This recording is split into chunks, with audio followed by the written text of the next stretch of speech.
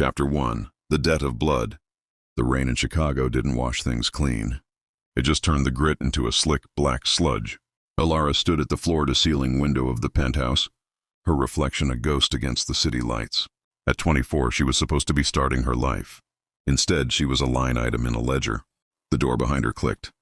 She didn't turn. She knew the heavy, expensive scent of sandalwood and cold rain anywhere. Julian Moretti, 32, the prince of the city's most ruthless syndicate, and the man who now legally and physically owned her. "My father's debt was paid," Elara said, her voice trembling despite her best efforts. "Your father's debt was money." "Elara?" Julian's voice was a low rasp, vibrating in the small space between them. He stepped closer, the heat radiating off him like a furnace. "I don't care about money. I care about collateral." He reached out, his gloved hand tilting her chin up. His eyes were the color of a winter sea, beautiful, but capable of drowning everything in their path. "You're going to be my wife," he whispered. "But don't mistake that for a fairy tale. You are here to break, and I am here to watch it happen." The twist of the knife. As the night deepened, the reality of her situation set in. Julian didn't want a trophy. He wanted a weapon. He revealed that Elara's father hadn't just lost money, he had betrayed the Moretti family to a rival faction. Julian's marriage was a cover to lure the traitors out. The tension between them was a live wire. She hated him for the cage he'd put her in. Yet when he touched her, cruelly, possessively, a traitorous spark ignited in her gut. The midnight encounter. Later that evening, the power play shifted. Julian found her in the library trying to find a way out. He didn't yell. He simply pinned her against the mahogany shelves, his body heavy against hers. "You want to run?" he asked, his lips grazing her ear. "Run. See how far you get before I hunt you down. I enjoy the chase, Elara, and I especially enjoy the moment my prey gives up." He kissed her then, not a gentle kiss, but a claim. It was dark, demanding, and tasted of scotch and danger. For every ounce of hatred she felt, there was a terrifying surge of desire. She found herself clutching his lapels, pulling him closer, even as her mind screamed for her to flee. Chapter 2. The Ghost in the Ledger. The silk of the wedding gown felt like cold scales against Elara's skin. As she sat before the vanity, Julian watched her through the mirror, his fingers tracing the line of her throat. "You're too quiet, Elara," he murmured. "Most women in your position would be begging or crying. You're just waiting." "Crying doesn't change the math, Julian," she replied, her voice eerily flat. The reveal. Julian's men had spent weeks vetting her, but they had looked for Elara Vance, the socialite, the daughter, the victim. They hadn't looked for the Nightingale. 6 years ago, before her father's gambling debts spiraled, Elara had lived a double life in Eastern Europe. She wasn't just a witness to her father's crimes. She was the one who cleaned them up. She was a specialist in digital extraction and silent liquidations. She had vanished and erased her own trail so thoroughly that even the Moretti intelligence network missed it. As Julian leaned down to kiss the hollow of her neck, Elara felt the weight of the small, pressurized needle hidden in the hem of her sleeve, a gift from her former life. "You think you bought a bird for a cage," she whispered, turning in his arms so their chests pressed together. Her eyes, once filled with feigned fear, were now sharp and predatory. "But you didn't check the bird's talons." The twist. Elara pulled a small, encrypted drive from her bodice and tossed it onto the table. "That's the $50 million your family lost 3 years ago in the Zurich heist. Your father thought the Russians took it." "They didn't, I did." Julian froze. The air in the room turned lethal. He gripped her waist tighter, his knuckles turning white. The desire that had been simmering between them was suddenly spiked, with the adrenaline of a hunt. "You stole from my father?" Julian's voice was a lethal purr. He didn't look angry. He looked impressed. "You've been playing the victim while sitting on a fortune that could have bought your freedom 10 times over." "Freedom is boring," Elara countered, her hand sliding up his chest to rest over his heart. "I wanted to see who would come for me. I wanted to see if the great Julian Moretti was as smart as the stories said." The power shift. Julian shoved her back against the vanity, scattering crystal perfume bottles. The shattered glass sparked like diamonds around them. He didn't reach for a weapon. He reached for her. The kiss that followed wasn't a claim. It was a collision. It was a battle for dominance between two predators. He ripped the lace of her sleeve, baring the skin where her scars from her time abroad were hidden, and his eyes darkened with a new, twisted kind of hunger. "You're not a debt," Julian growled against her lips, his hands roaming her body with a newfound, frantic intensity. "You're a war, and I've never lost a territory I wanted to keep." Elara wrapped her legs around his waist, pulling him into the heat of the moment. She might be his bride by law, but tonight, she was the one holding the leash. Chapter 3. The Currency of Flesh.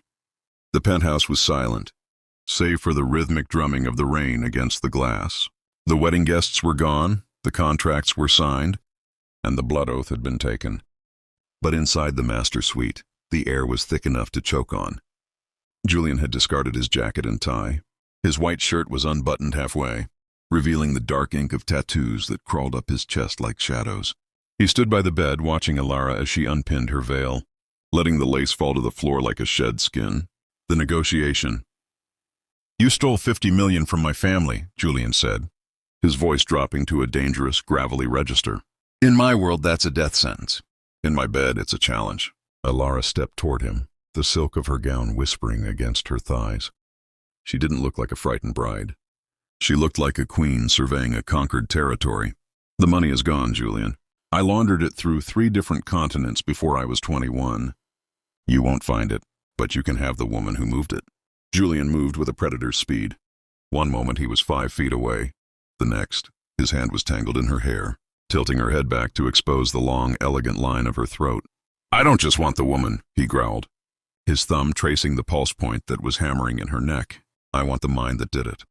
I want the loyalty you've never given anyone." "Loyalty isn't given," Elara whispered, her breath hitching as he pulled her flush against the hard planes of his body. "It's extracted." The claim. Julian didn't wait for permission. He claimed her mouth in a kiss that tasted of bourbon and possessiveness. It was a physical interrogation, his tongue demanding entry, his hands roaming over the curves of her body with a rough, frantic hunger. Elara met his intensity move for move. She arched into him, her fingers digging into the muscles of his back, her nails leaving crescents in his skin. She wanted to feel the weight of him, the power he exerted, and the way he fell apart when she touched him in return. He spun her around, pressing her face first against the cool leather of the headboard. The contrast of the cold leather and his searing heat made her gasp. He hiked the heavy skirts of her gown up, his hands slicking over the skin of her thighs until he found the lace of her garters. "Tell me," Julian hissed against her ear, his teeth grazing the sensitive lobe. "Is this part of the plan, Nightingale? Did you plan for me to want to tear the world apart just to keep you in this room?" "I planned for you to be a man," she choked out, her head falling back against his shoulder as his touch became more intimate, more demanding. "I didn't plan for you to be a god." The power play. The night became a blur of friction and sweat. Julian was relentless, his dominance absolute. Yet every time he thought he had broken her spirit, Elara would turn the tables. She would find a way to make him moan her name, a way to make the Prince of Chicago beg for the very things he claimed to be taking by force. In the height of the heat, as their bodies moved in a primal, synchronized rhythm, the line between captor and captive vanished. There was only the friction of skin, the sharp intake of breath, and the realization that they were 2 halves of a dark, broken whole. Julian pinned her wrists above her head, his eyes burning into hers. "You're mine, Elara, not because of a debt, not because of a ring, but because I'm the only man alive who can handle the monster inside you." "Then prove it," she challenged, her voice a ragged edge of desire. As the sun began to bleed through the Chicago skyline, they lay entangled in the wreckage of the silk sheets. The partnership was sealed, not with ink, but with the salt of their skin and the shared secret of their violence. Chapter 4. The Architecture of Ruin. The honeymoon period ended at precisely 4 a.m. While the city was still bathed in the blue shadows of pre-dawn, Julian led Elara down a private elevator that bypassed the lobby and descended into the bowels of the Moretti estate. The air grew cooler, smelling of ozone and oiled steel. When the doors slid open, they weren't in a wine cellar. They were in a high-tech nerve center. "The wedding was the theater," Julian said, his voice back to its professional, icy edge, though his eyes lingered on the faint bruise on Elara's shoulder, a mark he had left hours before. "This is the reality, the vault of secrets." He led her to a heavy, reinforced door that required both a retinal scan and a blood sample prick. Inside sat a singular monolithic server tower, disconnected from any external network. This is the black box, Julian explained. It contains the digital ledger of every politician, judge and rival boss we have under our thumb. But 3 days ago, a worm was planted. Not from the outside, it was a physical upload. He turned to her, his gaze piercing. It's a countdown. In 48 hours, the encryption will fail, and the contents will be broadcast to the federal authorities. My empire doesn't just fall, Elara. It burns, and I burn with it. The test of the Nightingale. Elara walked toward the terminal, her fingers itching. She looked at the code scrolling across the monitors. It was a masterpiece of destruction, elegant, cruel, and familiar. This isn't just a worm, she murmured, her eyes scanning the lines of logic. This is a cuckoo's egg. It replaces the host's security with its own until the host kills itself trying to fight it. She looked back at Julian. You didn't bring me here just to fix it. You brought me here to see if I was the one who wrote it. Julian stepped into her personal space, his hand resting on the holster at his hip. Did you? It's a valid question, Nightingale. You stole 50 million. Why not steal the whole kingdom? Elara laughed, a dark melodic sound that echoed off the reinforced walls. She leaned back against the server, crossing her arms. If I wanted you dead, Julian, I wouldn't have married you. I would have let you rot in a cell while I spent your money in Ibiza. No. This code. This has the signature of a man named Soren Vane. He was my mentor, and he's the only person who hates me more than you do. The adult stakes. The tension in the room shifted from suspicion to a dark, mutual hunger. Julian grabbed her waist, hoisting her up so she sat on the edge of the cold server desk. He parted her legs, standing between them, his face inches from hers. Then we have a common enemy, he whispered. Fix this, Elara, stop the clock. And when you do, I'll give you Vane's head on a platter. But if you're lying to me... If I'm lying, Elara interrupted, wrapping her arms around his neck and pulling him into a searing, territorial kiss. You can kill me yourself, but we both know you'd rather keep me alive. You've grown fond of the war. Julian's hands moved beneath her silk robe, his touch possessive and rough, a reminder of the power he held and the power she was beginning to exert over him. Fix the box, Elara, then I'll show you exactly how fond I've become. Chapter 5. The Sniper's Mercy. The penthouse of Soren Vane was a temple of glass and arrogance. Perched 60 floors above the city, Elara smoothed the fabric of her dress, a liquid gold silk that clung to every curve, backless and daring, held up by nothing more than a few delicate chains. In her ear, a microscopic comms piece crackled with the sound of a heavy rain and a steady, rhythmic breath. You're showing too much skin, Julian's voice came through, low and dangerous. He was positioned in the dark skeletal frame of a skyscraper under construction 300 yards away. His eye pressed to the thermal scope of a suppressed 338 Lapua. It's called a distraction. Julian, Elara whispered, stepping into the elevator. Focus on the perimeter, I'll focus on the man. I have my eye on the man, Julian growled. If his hands stray an inch below your waist, I'm taking the shot regardless of the encryption key, the infiltration. The elevator doors opened to a minimalist sprawl. Soren Vane stood by a sprawling mahogany desk, looking every bit the sophisticated predator Elara remembered. He was older, 45, with silver at his temples and eyes that saw people as nothing more than lines of code to be deleted. Elara, Soren purred, pouring 2 glasses of amber liquid. I heard you married into the Moretti circus. I didn't think the Nightingale liked cages. It's not a cage if you own the key, Soren, Elara said, putting on a sultry practiced smile. She walked toward him, her gait a slow, hypnotic sway designed for the man in the room, and the man watching through the scope. The overlook. 300 yards away, Julian's finger twitched on the trigger. Through the high-powered lens, he watched Soren's hand reach out and slide across Elara's bare shoulder. Julian's jaw tightened so hard it ached. He's touching you, Julian hissed into the comms. He's too close. Jealousy doesn't suit a Moretti. Julian, Elara's voice teased in his ear, though her eyes were locked on Soren. Stay professional. I am being professional, Julian retorted, his voice a lethal rasp. I'm professionally deciding where to put the bullet. Get the key, Elara, now. The extraction. Elara leaned into Soren, her hand sliding into the inner pocket of his velvet blazer as if searching for a heartbeat. In reality, her nimble fingers were lifting the hardware token, the physical. Master key, from his vest. Soren, fueled by ego, pulled her closer, his hand dropping to the small of her back. He leaned in, his lips hovering near her ear. You could come back to me. We could burn the Morettis together. In the scope, Julian saw Soren's head dip toward hers. Take the shot, Elara whispered. Not to Soren, but to the heir. Twip! The glass of the penthouse didn't shatter. It disintegrated into a neat small hole. The bullet didn't hit Soren. Julian was too good for that. It struck the crystal decanter in Soren's hand, exploding it into 1,000 shards of glass and expensive bourbon. Soren recoiled, slipping on the wet floor. In that second of chaos, Elara slammed her palm into his chin, knocking him back, and vaulted over the desk. Key is secure! She shouted. Move to the balcony, Julian commanded, his voice no longer jealous but pure command. I'm coming to get you. The escape in the heat. Minutes later, Julian's blacked-out chopper hovered near the ledge. Elara leapt, caught by Julian's powerful arms as he hauled her inside the cabin. The door slammed shut, cutting off the wind. The adrenaline was a physical weight in the small space.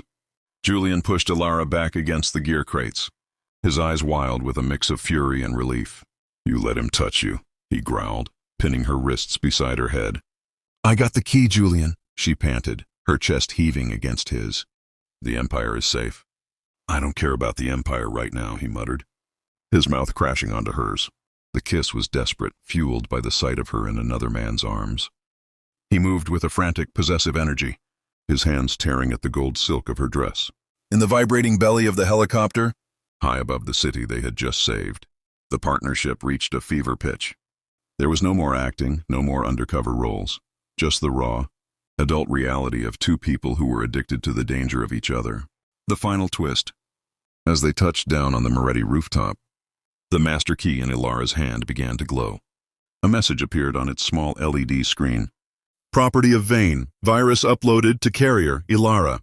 By touching the key, Elara had unknowingly triggered a tracker that was now broadcasting her exact biological signature to every hitman in the Midwest. Chapter 6. The Faraday Fortress. The black site wasn't a bunker. It was a fortress of glass and stone, buried in the dense woods of the Wisconsin border, masked by a signal-dampening shroud. Julian drove the reinforced SUV through the final perimeter gate, his knuckles white on the steering wheel. The LED on the master key was still pulsing a steady, rhythmic red. Every second we're in the open. We're a beacon, Julian muttered, his voice tight. He didn't look at Elara, but his hand was clamped firmly on her thigh, a possessive anchor. The isolation. Inside, the safe house was cold and clinical. Julian immediately went to the console, throwing switches that activated the Faraday cage built into the walls. The red light on the key finally went dark. The signal was dead, but only as long as they stayed inside these four walls. We're off the grid, Elara said, shivering as the adrenaline finally ebbed, leaving her cold in the remnants of her torn gold dress. But Soren won't stop. He knows I have the key. He knows I'm with you. Julian turned, his eyes dark and unreadable. He walked toward her, the heavy thud of his boots the only sound in the silent house. He stopped inches away, the heat of his body clashing with the chill of the room. You're not leaving this house, Elara. Not until I've scrubbed every trace of Vane's tech from your life. And not until I've dealt with the fact that you enjoyed that little performance tonight. The scrub. To remove the digital tag, Elara had to undergo a localized EMP scrub, a process that required her to be stripped of all metal and electronics. Julian insisted on doing it himself. He led her to the medical suite. With a surgical precision that bordered on the erotic, he used a small scanner to track the subdermal trackers. Soren's tech had activated. You think I enjoyed it? Elara challenged, her voice a whisper, as he stepped behind her to unhook the remaining chains of her dress. The silk slid to the floor, leaving her in nothing but her skin and the flickering shadows of the room. I was doing what I was trained to do. That's the problem, Julian growled, his hands sliding over her hips, his thumbs hooking into the waistband of her lace silk. You're too good at it. You make me forget whose side you're really on. He spun her around, pinning her against the cold metal of the exam table. The contrast was electric, the clinical cold against the searing heat of his palms. The breaking point. The isolation of the safe house acted like an accelerant. Without the distraction of the city or the war, there was only the two of them. Julian's dominance was no longer a game of strategy. It was a raw, physical necessity. I'm on the side that wins, Julian, she panted, her fingers tangling in his dark hair, pulling his face down to hers. And right now that's you. The encounter that followed was the most explosive yet. In the silence of the woods, away from the eyes of his syndicate and her past, they stripped away the titles of Prince and Nightingale. They were just two damaged, dangerous people seeking a violent kind of solace in each other. Julian's touch was demanding, marking her skin as if to overwrite Soren's digital tag with his own physical claim. Elara met his hunger with a desperation of her own, her body arching under his as she realized that this safe house was the most dangerous place she had ever been, because it was the only place she felt truly seen. The morning after, a new threat. As the sun began to rise over the pines, the house's internal monitors chimed. A drone had breached the outer perimeter. It wasn't carrying a bomb. It was carrying a screen. The screen flickered to life, showing a live feed of Julian's father, the Don of the Moretti family, sitting in his study. Beside him stood Soren Vane. They were sharing a drink. "Julian," his father's voice echoed through the safe house. "You've done well to keep her safe. Now bring the Nightingale and the key to me. It's time to discuss the real merger." The twist, the theft of the money years ago, was a test set up by Julian's father to find a woman capable of being the Moretti's ultimate weapon. Julian was never meant to own her. He was meant to train her. Chapter 7, The Hostile Takeover. The air in the Moretti estate was thick with the scent of lilies and gunpowder. It was a macabre mirror of their wedding day. But this time, the guests were men with submachine guns tucked under tailored tuxedos. At the head of the long marble table sat the Don, his face a mask of old-world cruelty, and Soren Vane looking smug with his drink in hand. "Julian," the Don said, his voice a dry rasp. "You look tired. Sit. Give us the key, and let's discuss Elara's new assignments. The final move." Julian didn't sit. He stood behind Elara, his hands resting heavily on her shoulders. He looked down at her, a strange dark smile tugging at the corner of his mouth. "You always told me, Father, that a leader is only as strong as his reach," Julian said. He reached into his pocket and pulled out a small black transmitter. "But you forgot that I've been building my own reach for 10 years. He pressed a button. The lights in the ballroom flickered and died. For 5 seconds, there was absolute darkness. When the emergency red lights kicked on, the landscape of the room had changed. Half of the Don's personal guard were dead on the floor, silenced by blades. Standing in their place were men in black tactical gear, Julian's wraiths, a private army funded by the very money Elara had stolen and Julian had recovered. Soren Vane froze, his glass shattering on the floor. "Julian, what is this?" "This," Julian whispered, leaning down to press a cold, hard kiss to the crown of Elara's head, "is a hostile takeover. The execution." The room erupted. Elara didn't need instructions. She dove across the table, a concealed blade sliding from her garter. She reached Soren before he could draw his weapon, the steel finding the soft meat of his shoulder, pinning him to the chair. "You should have stayed in the shadows, Soren," she hissed, her eyes glowing with the fire of years of resentment. "The Nightingale doesn't sing for you anymore." Across the room, Julian faced his father. The old man didn't plead. He simply looked at the son he had created. "You'll never be able to hold her, Julian," the Don spat. "She's a monster." "I know," Julian replied, his voice devoid of emotion as he raised his suppressed pistol. "That's why I love her." Twip! The crown was passed in a single heartbeat. The new empire. Hours later, the blood had been scrubbed from the marble. Julian sat in his father's chair, the master key resting on the desk. Elara stood between his legs, her gold dress stained but her spirit unbroken. The adult version of their love wasn't found in flowers or vows. It was found in the wreckage of their enemies. Julian pulled her onto his lap, his hands possessive, his face buried in the crook of her neck. "The city is ours," he murmured. The vibration of his voice hummed against her skin.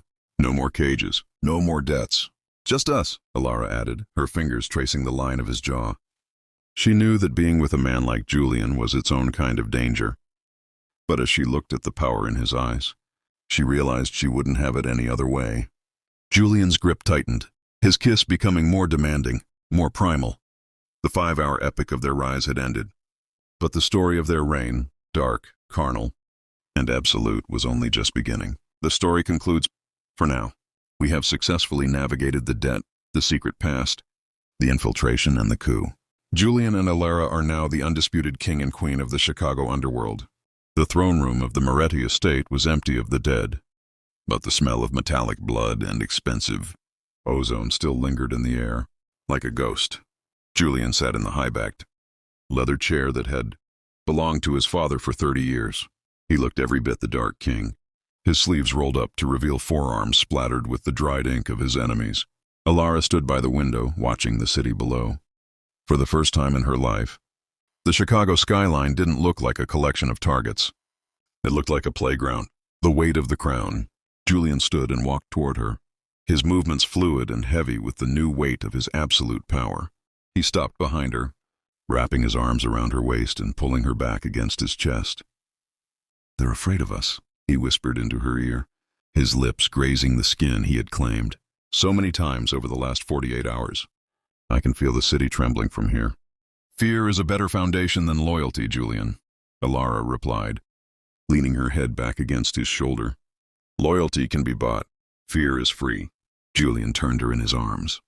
The gold dress she had worn to infiltrate Vane's penthouse was ruined, but in the dim light of the study, she had never looked more radiant or more lethal. He reached out, his thumb tracing the faint scar on her collarbone, a relic of her past that he now cherished as part of her armor. The final claim. He lifted her easily, carrying her to the massive mahogany desk that served as the heart of the Moretti Empire. He swept the ledgers, the master key, and the half-emptied bottles of scotch to the floor with a single violent motion. The crash echoed through the silent house, but neither of them flinched. He set her down on the leather surface, his hands sliding up her thighs with a desperate, frantic hunger. "Tonight isn't about the Syndicate," Julian growled, his voice a low vibration that Elara felt in her very bones. "Tonight isn't about the money or the revenge. Tonight is about the fact that you are the only person on this earth who can look me in the eye without blinking. I'm the only person who knows what you really are," she countered, her fingers digging into his shoulders as he leaned over her, his body a heavy searing weight. "And what am I, Elara?" "Mine," she whispered. "The Night of the Sovereigns." The encounter that followed was the culmination of every spark, every threat, and every betrayal they had endured. It was a celebration of survival and a coronation of desire.